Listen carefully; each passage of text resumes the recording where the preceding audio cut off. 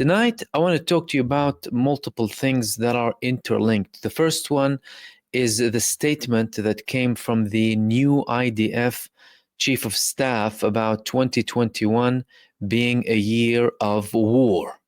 The second thing, the delay of Benjamin Netanyahu going to Qatar or sending an Israeli delegation to Qatar to continue the negotiations on phase 2 when it comes to the ceasefire with Gaza.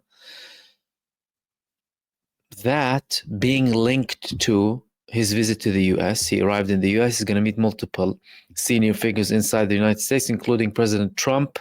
But before that, he's going to meet Witkoff and several senior figures in the establishment too. What does that mean? Is Israel done with the ceasefire? Did they only get into the ceasefire to have an initial phase, get a few prisoners of war, and then go back with full force? Or something else happening?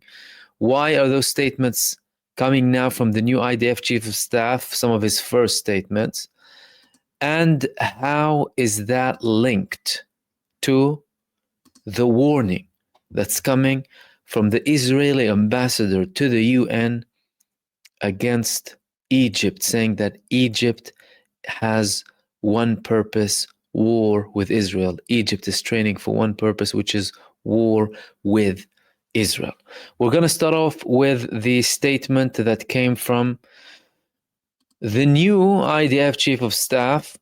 He was the top figure in the office of the Defense Ministry in Israel, but in March he's officially going to be the new Israeli IDF Chief of Staff, saying that 2025 will continue to be a year of combat. He said interesting things in this article, including the fact that Israel will continue being in a state of war in 2025, that this war proved that we must rely on ourselves. Israel must defend itself with its own power, and the talks about us having to be independent are very accurate. We're going to start building more weapons, and we're going to start relying more and more on ourselves, and that we live in a neighborhood here, and he mentioned a few of his neighbors, right? He said, our neighbors from Iran to Gaza, from Yemen to Beirut to Damascus are wrong about us.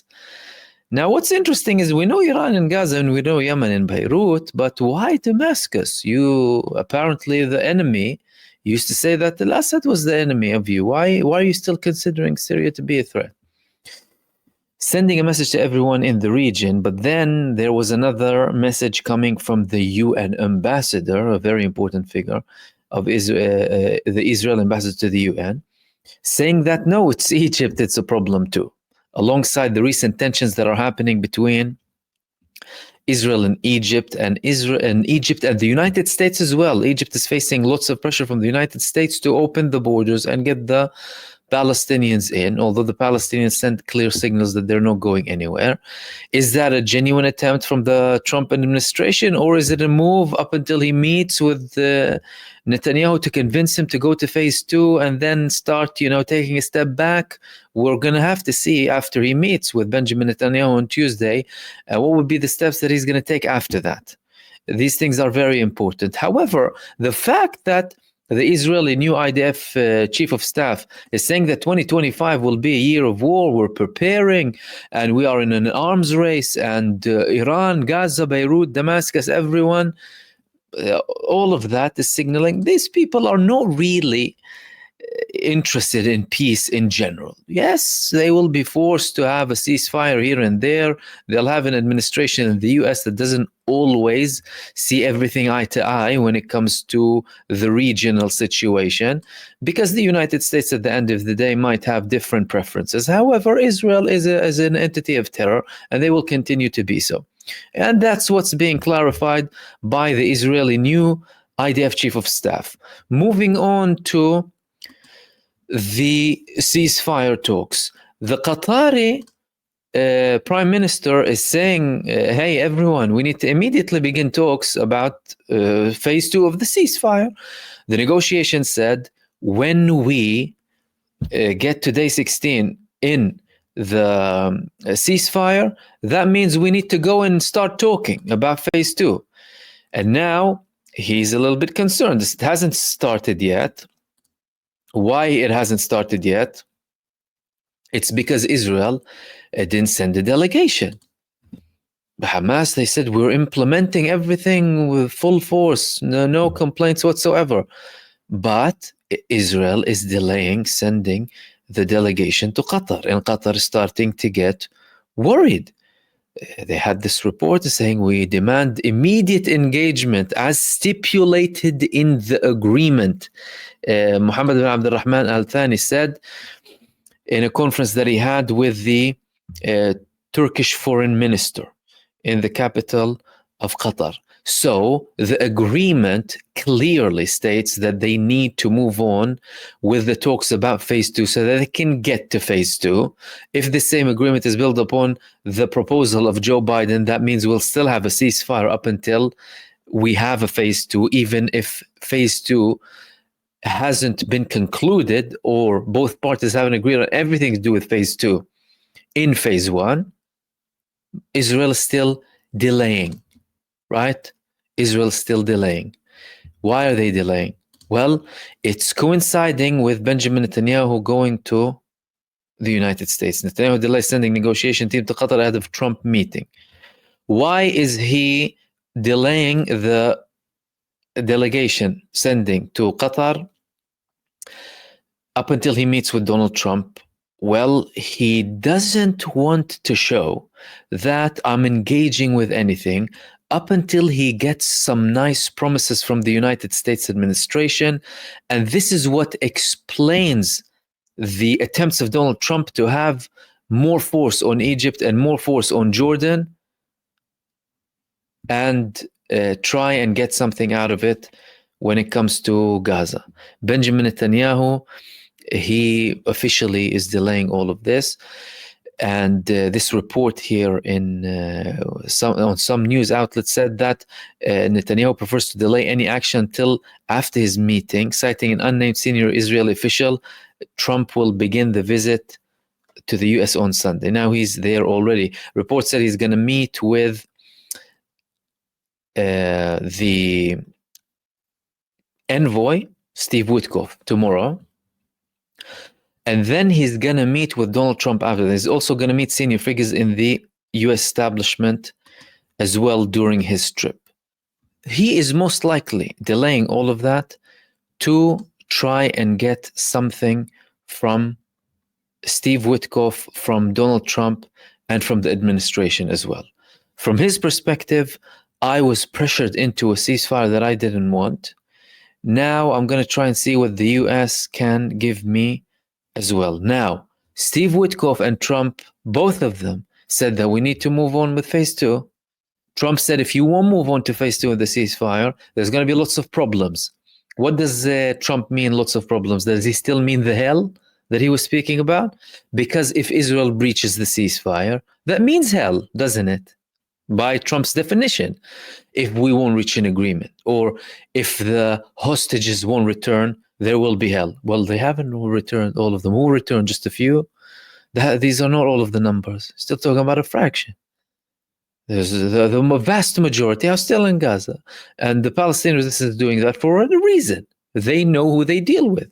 They don't deal with a trustworthy side, neither when it comes to Israel, nor when it comes to the United States. So whichever administration. However, we did have an administration that did apply pressure on Israel, and they forced them to reach a ceasefire. So with this enforcement of the ceasefire, if Benjamin Netanyahu doesn't go down the same path that Donald Trump and Steve Witkoff ordered him to continue, that means he's going to be breaching it. Will Donald Trump actually raise hell? What will happen? And is that linked to the statement that came from the new IDF chief of staff that we are going to have to rely on ourselves, we're going to have to manufacture our own weapons? After several Israeli leaders, by the way, said that, Netanyahu said that, Gallant said that before during this war, after the United States started to use it as slight leverage when it comes to Israel's genocide in Gaza. Of course, not to prevent a genocide, but to apply some sort of pressure so that Israel can play ball with some of the US demands too. At the end of the day, it was the United States' ultimate responsibility for the genocide in Gaza because they supported Israel with whatever they need. When it comes to any delays, any disagreements here and there, these were very minor things. They were not to do with the strategic outlook of the United States to its relationship with Israel. However, did Donald Trump or did Steve Witkoff, during his conversation that he had with Benjamin Netanyahu, when he forced him to get into the ceasefire, did they say what that hell might mean? Did they say we would, for example, stop something delivered to you? Did they say that we wouldn't really do anything to help you if you're attacked by a really hostile country like Iran? What did they tell them exactly? We need to try and understand, because all of the things that are published are limited. So we need to try and dig and understand, what do they mean by that? What does the US mean by hell to Israel if you don't continue with the ceasefire? They're still giving them weapons. Is it stopping the weapons? Is it not helping Israel prevent an attack? Is it helping another side? And how would we know? How would we know exactly? But clearly, the IDF chief of staff is saying, no, we can't actually rely on anyone. Okay. All of that will be clarified further in the next few days. Israel had delays before. Israel had delays during the ceasefire. Israel had slight breaches in the ceasefire. And when we say slight in comparison to the everyday mass killings that they used to do, every breach is a breach at the end of the day, or in comparison to the Lebanese ceasefire. However, this will be clearer towards the end of the week, after Netanyahu has this meeting with Trump, the statements that would follow that might still be intense, because don't forget, things don't change 180 degrees all of a sudden. Like if Trump wants to change a tone, for example, and he has before, or Netanyahu, it wouldn't be so quickly. You're going to give it a few days, try and still apply a leverage, because he's still trying to apply pressure on Egypt, primarily to deal with the situation and force the expulsion of the Palestinian people, which leads us to the statements that came not from an analyst in Israel, not from an ex-figure in the Israeli military intelligence directorate, nor a resigned or retired military official or a politician, an acting ambassador to the UN. The Israeli UN ambassador, Dani Danon, is saying, no, guys, it's Egypt who wants a war with us. Saying that Egypt's trying for one purpose only, war with Israel. We have a peace treaty with them, but why are they having so much buildup of arms? They spend hundreds of millions of dollars on modern military equipment every year, yet they have no threats on their borders. Why do they need all of these submarines and tanks? After October the 7th, alarm bells should be raised. We have learned our lesson. We must monitor Egypt closely and prepare for every scenario. Acting. This is not, and also he's not Smotrich, for example, right? If people want to say, okay, radical. No. This is a proper Israeli establishment. And this man's position dictates that he has to be very careful with every statement that he makes in relation to countries globally. He's not like a rogue member of the Knesset or the coalition. No, he's Israeli establishment, this man. This report in All Israel News also said, unlike the Iranian and Syrian militaries that largely rely on outdated Russian military systems, Egypt has, after its peace agreement with Israel, acquired a large quantity of advanced American Western military equipment. Egypt has emerged as one of the strongest military powers in the Middle East. We, according to Dani Danon, we need to ask the United States, why does Egypt require all of this equipment? Why do they need that?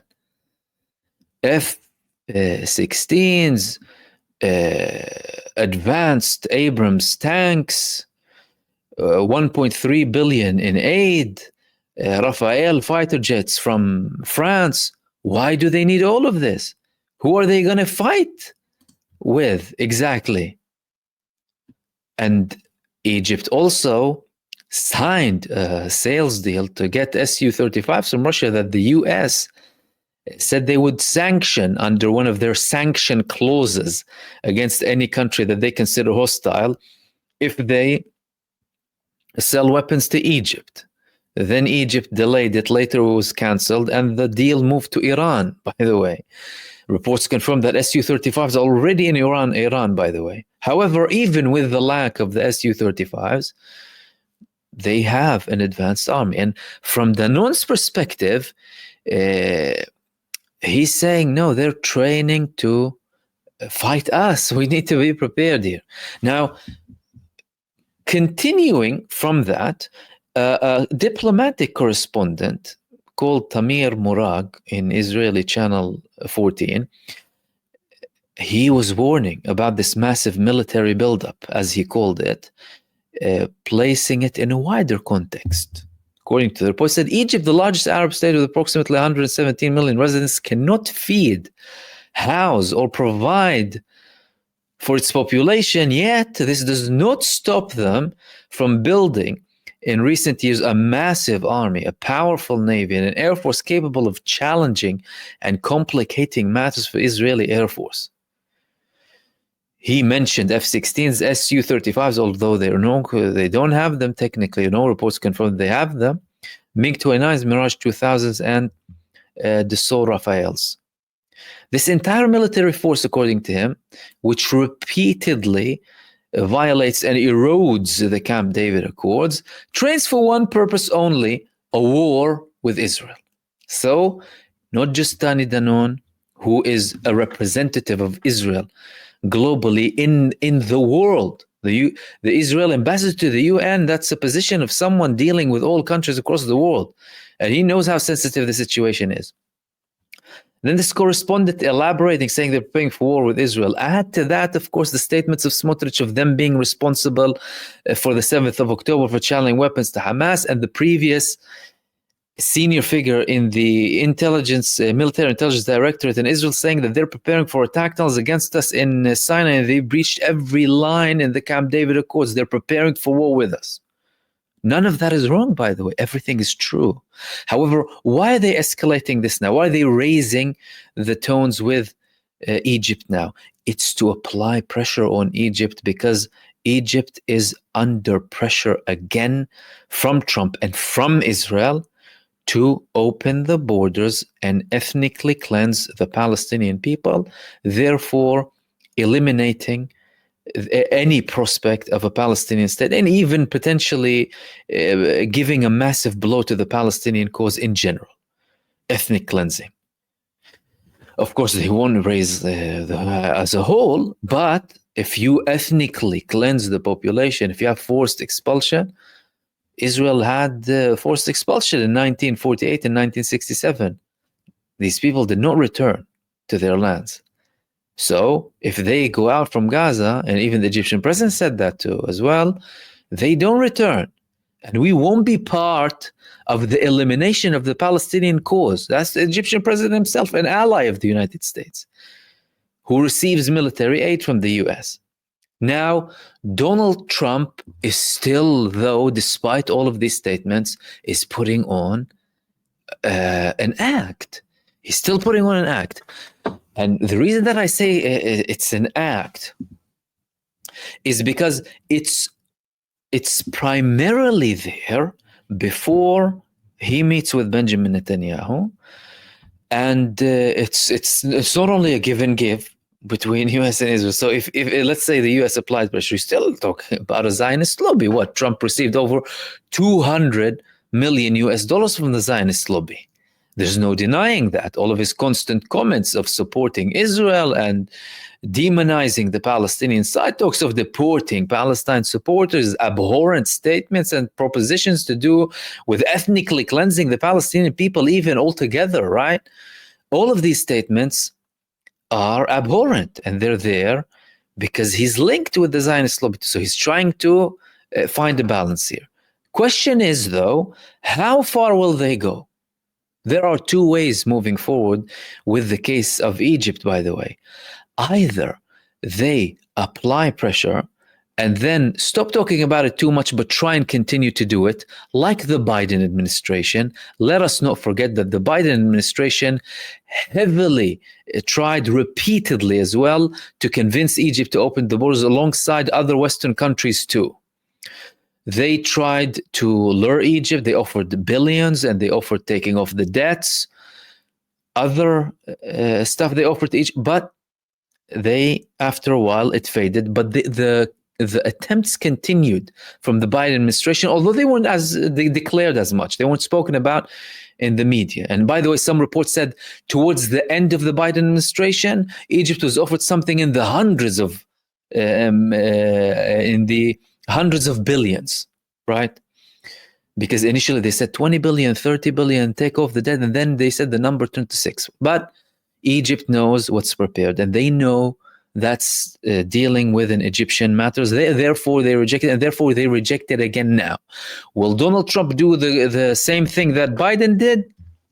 Initially start with these massive statements and act like, we're definitely going ahead with it, and then slightly fade away, maybe continue and try to lobby, to apply pressure here and there? Or will they keep it on the forefront and support Israel fully when it comes to the ethnic cleansing of the Palestinian population? Well, it could go two ways. However, the second option is more likely. For me, for one primary reason. It's because we are still in a ceasefire. If Donald Trump is very interested in a ceasefire, he will continue to act like he wants to deport all of the Palestinians of Gaza. Whether or not he genuinely wants to, I don't care about that. But the fact of the matter is, he's actually saying it. He will continue to say that I want to deport the people of Gaza so that he can still keep the hope up with Benjamin Netanyahu. If he goes a step too far and tries to apply more sanctions, for example, not more, any sanctions on Egypt, things like taking off that, he might be breaking all of the tools with Egypt, who will finally reach a stage of feeling totally liberated from this US pressure. They've been trying to keep things okay and balance between having this relation and getting this aid with getting diversification and having relations with other countries too. Clearly, the United States wants to have a level of dictating when it comes to that. And the Egyptian side always complained also to the US. They never give them the same things that are equivalent to Israel. They always ensure that Israel has the highest tech, the most advanced fighter jets, for example. Everything in Israel needs to be superior to what the Egyptians have. So Egypt could feel liberated. That could be a blow to the United States foreign policy. However, the United States can make that mistake because they're led by arrogant leaders who are in denial about the collapse of their empire and the rise of a multipolar world. Or Donald Trump can continue talking for the sake of talking, trying to apply pressure, trying to extract something in the hope that he might get something, even if it's a little bit symbolic, which is not very likely. Even anything symbolic is not very likely, purely because it's something that goes against the will of the Palestinian people. And Lord knows the will of the Palestinian people has been proven to the whole world for the past 15 months. These people faced brutal genocide, mass terror and murder by a terrorist entity supported by a bigger terrorist entity and other terrorist and genocide supporters too. They survived all of that, and they rose up with their heads high. They kept their heads held high, proud, returning to destruction, everything, building a tent and living there. Now, there are many things to still apply pressure on the Palestinian population, by the way, for example, like the delay of sending aid to the north or tents or whatever it is, temporary housing, the delay of rebuilding or doing any construction in the north. All of these things might add pressure. However, it wouldn't be anywhere near what these people felt in the past 15 months. We're likely to see tensions with that issue, not only for a few days or a few weeks. In my opinion, it might take several weeks or potentially several months up until the ceasefire is concluded. That is, unless Benjamin Netanyahu decides not to continue with phase 2 of the ceasefire. He hasn't sent his delegation yet. There's a limited time, and come up with any excuse to explode everything to do with the ceasefire and continue with the war, whether at this stage or with a lower intensity, more attacks here and there, simply to keep his coalition, now that he has a more allied IDF chief of staff, because the new chief of staff in Israel, Zamir, is considered to be a favorite to the government and to the right wing in Israel. One of the people who support him in the government is Smotrich. Smotrich supports him very much, and he was also a figure, Smotrich, who applied pressure on the previous IDF chief of staff to resign.